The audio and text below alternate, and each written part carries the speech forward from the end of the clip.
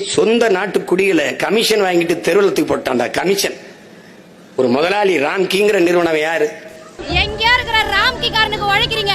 இங்கே இருந்து உங்களை ஓட்டு போட்டு வர வச்சுங்க. நாங்க இந்த தூய்மை பணியால் 15 வருஷமா குப்பை வரணும் வருகிறோம். நாங்க எங்களுக்காக உழைங்க. ராம்கி ஆந்திரால இருந்து வந்தான்.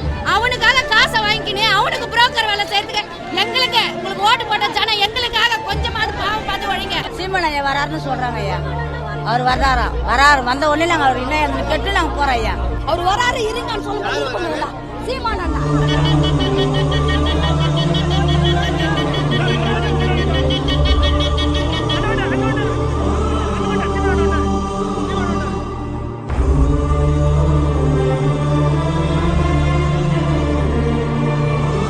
எழுதி வச்சுக்க.